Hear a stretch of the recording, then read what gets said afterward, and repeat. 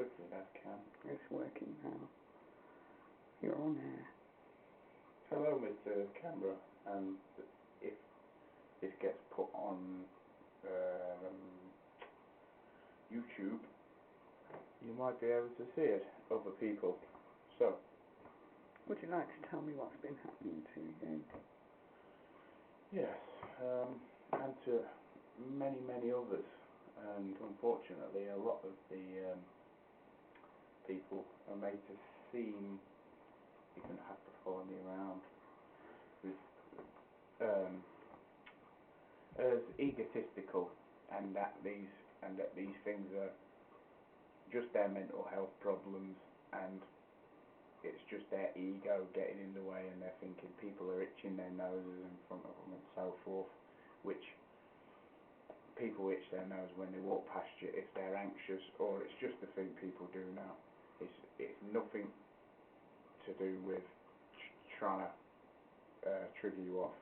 But the people, and me included, have been sensitised from the start with a near-death experience. Experience that just basically makes you fear for your life to such an extent you can't even control your body. That it's like terror lifts over you. That's like the first system they use in place, and then you'll start getting strange things happening to you from then on. And it's like a drug psychosis, but it's not. It's worked that way to discredit people. So all the psychologists out there think these people are just egotistical people that have just gone schizophrenic or just gone mad, because they're analysing them from the wrong perspective. I don't know anything about psychology. I'm going to try and learn about it though, because I think it might be useful. These people are, and me, are really being harassed. They choose, I don't think it happens all the time, but they make it seem like it's going to happen all the time. So once they sensitise you to things, at first my sensitisations were like I would have people walk past me and give me, but they knew at that point I was in such a state of fear there would be no way I would go over and react, because my body couldn't take it. My neurological system couldn't take it. I'd be that shaky, my heart would be pounding. It would be the flight or fight response in the body, but you can't do either because of the situation that they put you in. So it's a very clever scheme. And then they move on to more subtle things, like, because these people probably know quite a bit about psychology, the people that are running it, the people walk past you and they will itch their noses and they will do things like that, which is totally natural for people to walk past someone and itch their nose or scratch their hair or whatever, but they don't do it like that. They will do overly pronounced, nothing to do with an itch, like an overly pronounced thing to make you notice that. So then whenever you see someone lifting their hand to their head,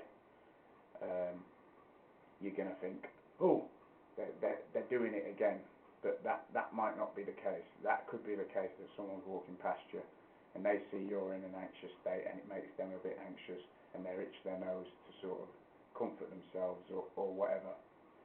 But these designs, these things that are done every so often. So they might not be done every day. They might be at certain points, at certain extremely anxious points, so they can keep you on that terrified level where you're seeing everything and noticing everything everyone does, and you start to worry that they're aiming it at you when they're not. So it is about the egotism and that, but it's made to look to anyone you complain to like you're completely egotistical or a psychopath or whatever, which isn't the case for a lot of people. I've noticed some are psychopaths, but it's not the case for most. And I've noticed some other people complaining of it may have paranoid schizophrenia or a paranoid delusional disorder or whatever, but these disorders may have been brought on by the fact that these things had happened to them to start with. So they're becoming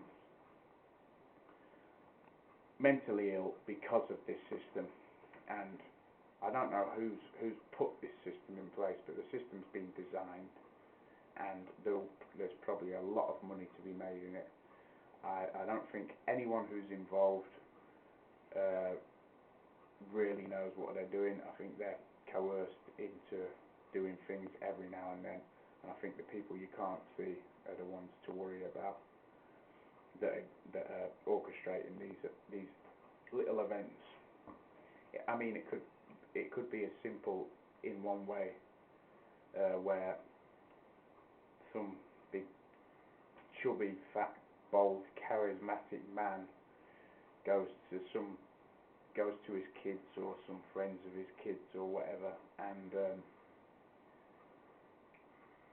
puts a theme in their head, like a theme he already knows that the targeted individual is going to be triggered to, and he already knows where the kids are going, and that this person's going to be out at the same time.